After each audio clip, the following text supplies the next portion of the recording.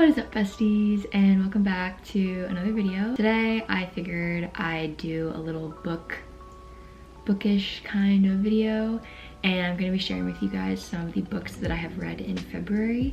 So yeah, it's been a pretty kind of uneventful 2022 so far with regards to my books, but I'm slowly picking up the pace. I feel like Sarah's new book is going to set me on a spiral, so be prepared for that. Let's just like address the elephant in the room, since February was such a exciting month for us book readers out there. Sarah just released her new book, House of Sky and Breath, which is the second book in the Crescent series, and I'm so excited. I have not read it yet because I'm actually gonna start reading it today. I've just been so busy with school, like literally no waking moment or time to breathe, but we're fine, we're here. I feel like a lot's going to happen and I'm not gonna know what to do with myself, so stay tuned for that. But yeah, I'm definitely going to be reading this. If you have not read Crescent City, what are you doing with your life? Just, if you've ever read any other Sarah J Maas book, it's amazing. It's probably, if I had to rank her three series back to back, it would probably be A Court of Thorns and Roses is first, Crescent City is second, and Throne of Glass is third. But yeah, it's just so good. But okay, we're gonna have to step away from this because I have to continue with the rest of the books I read in February. But yeah.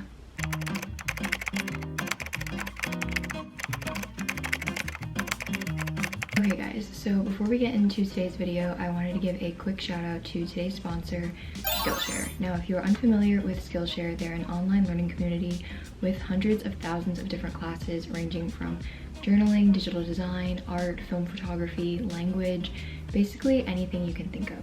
I'll be sure to link in the description the classes that I've taken that I've really liked. Two of them is a digital art kind of self-portrait class by Lacey Jordan and a food photography class by Sean Dalton. But yeah, again, I'll leave those up here and I'll also leave them in the description box in case you want to check them out. Skillshare has also been kind enough to offer the first 1,000 of you to click the link in my description box a free 1-month trial of their Skillshare membership. So it's definitely something to try out if, again, in 2022, it's one of your goals to take a lot of new classes and learn something new. I know that's something that's one of my goals this year, so definitely something to take advantage of if you're interested. Thank you again, Skillshare, for sponsoring this video, and without further ado, let's get back into it. So how this is gonna work is I didn't read like a boatload in February, but I still read, so we're gonna acknowledge that. I'm gonna basically be reading the synopsis of each of the books to you, and then I'm gonna tell you guys what I rated it out of 5 stars. So let's get into it. So the first book that I read was Sally Rooney's Beautiful World, Where Are You? And I have to say, I really liked this book. Oh,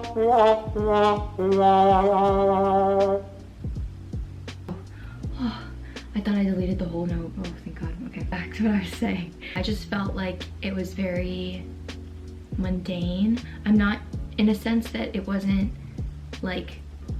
sugar-coated or glorified. It felt very real. I kept some notes in my notes, and one of them was on page 196 if you have the physical copy, and it said, "What do we have now instead? Nothing. And we hate people for making mistakes so much more than we love them for doing good.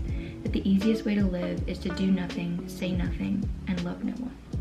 And I think that really resonated with me because I think in the real world, as people, it's so easy to point out the negatives in things, whether it be in a person, a situation, yourself, that it becomes almost easier to just not cultivate any of those relationships, so then you're never put in a position where you have to be, or where you feel like you have to be constantly looking at the negative.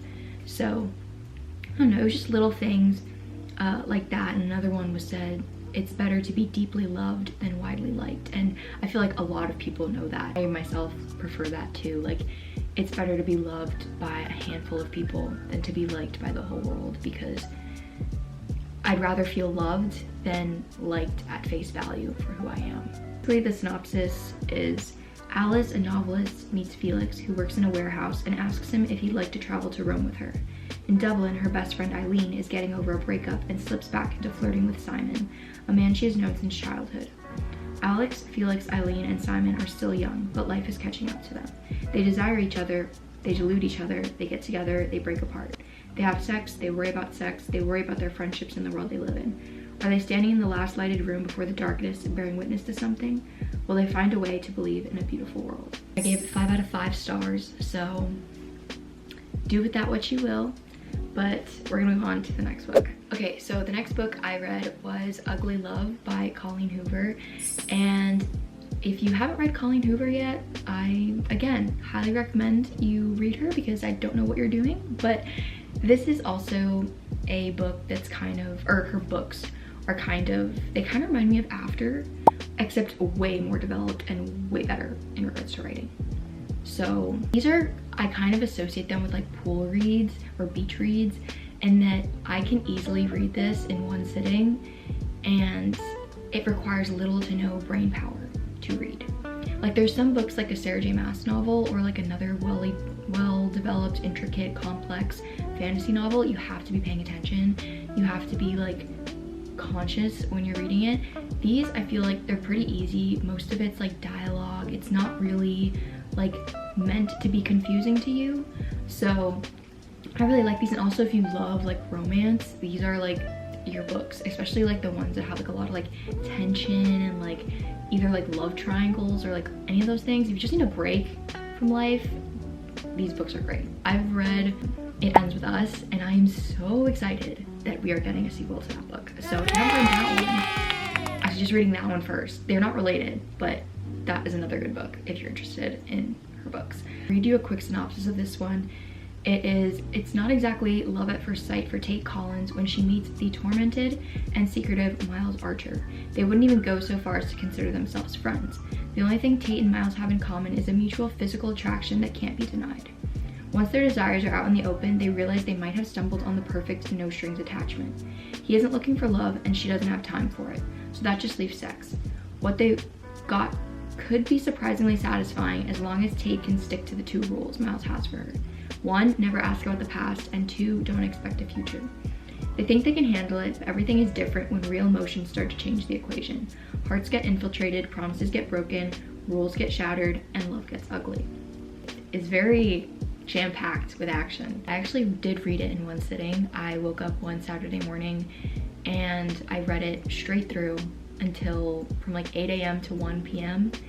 and yeah, that was it. It was a roller coaster. One of the quotes that I really liked from the book, I again did some in my notes. It was on page 293 if you have the physical copy, and it says, "I know the thought of confronting your past terrifies you, but sometimes we don't do it for ourselves, we do it for the people we love more than ourselves."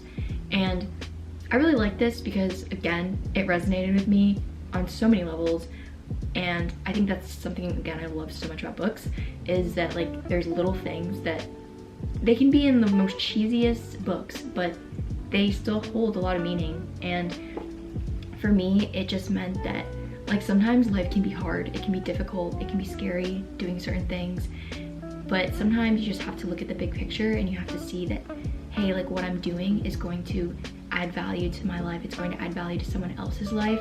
If you can't yet do it for yourself, it's okay to have the motivation be to do it for others. So the next book I don't actually have a physical copy of, but because you know what I did? I discovered the library. I discovered library ebooks, and I had rented it on my iPad, which is the coolest thing ever. I didn't know you could do that, but we're evolving with technology these days.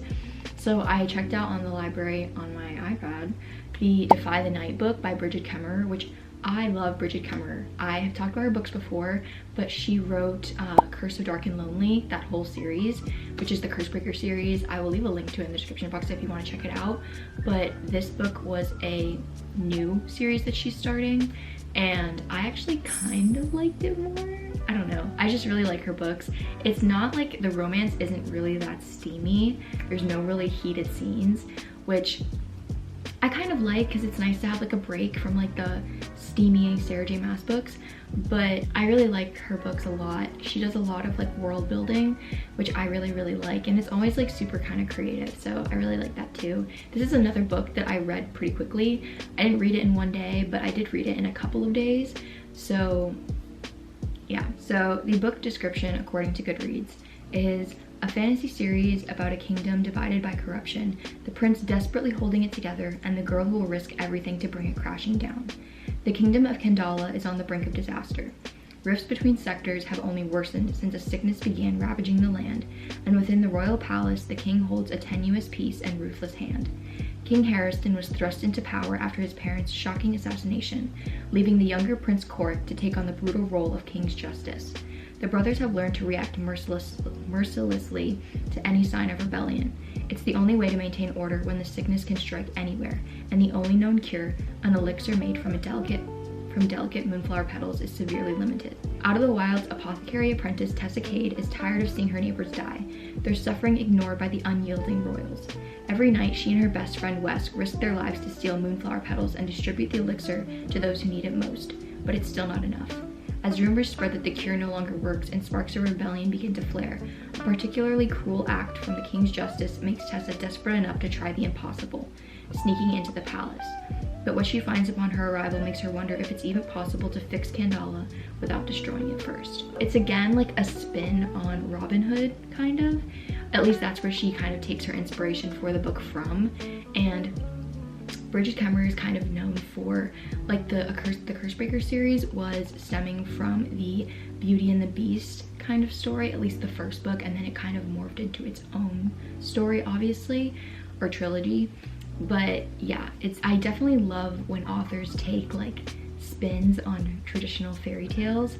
So that's like one of my favorite kind of books to read, is the ones that are based on fairy tales. But yeah, this is a really good book. I really liked it. The last book I read in February, which I actually just finished the other day, is Daughter of the Moon Goddess by Lynn. What made me pick it up at the bookstore was when it said that it was based on ancient Chinese myths and legends and stories and like folk tales and stuff, and I've never really read a book that talks about that a lot, so I just thought it was really interesting. The book actually just came out. It came out I think in late January. I'll read you a quick little synopsis of the book. Growing up on the moon, Qingyan, I think it's Qingyan, I'm not sure. If I'm wrong, I don't know. I'm sorry if I'm wrong, but Qingyan is accustomed to solitude, unaware that she's being hidden from the feared celestial emperor who exiled her mother for stealing the elixir of immortality. But when Qingyan's magic flares and her existence is discovered, she is forced to flee her home, leaving her mother behind. Alone, powerless, and afraid, she makes her way to the celestial kingdom, a land of wonder and secrets. Disguising her identity, she seizes an opportunity to train alongside the emperor's son, mastering archery and magic, even as passion flames between her and the prince. To save her mother, Qingyan embarks on a perilous quest, confronting legendary creatures and vicious enemies. However, when treachery looms and forbidden magic threatens the kingdom, she must challenge the ruthless celestial emperor for her dream, striking a dangerous bargain in which she is torn between losing all she loves and plunging the realm into chaos. I'm sorry, my reading is horrible today.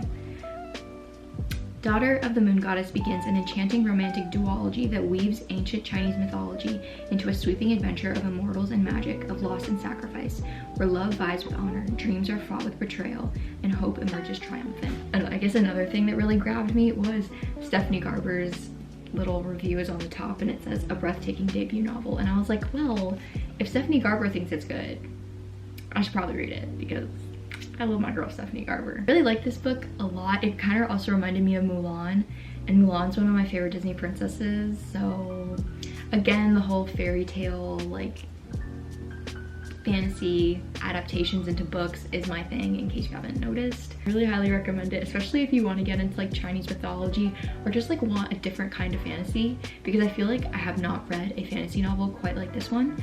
So yeah. That's kind of going to wrap up this video. If you guys really liked it, be sure to give it a thumbs up, and if you're not already subscribed, be sure to click the subscribe button and turn on the bell icon so you know when I post videos. But other than that, know that I'm sending lots of love to each and every one of you, and I'll see you guys in the next video.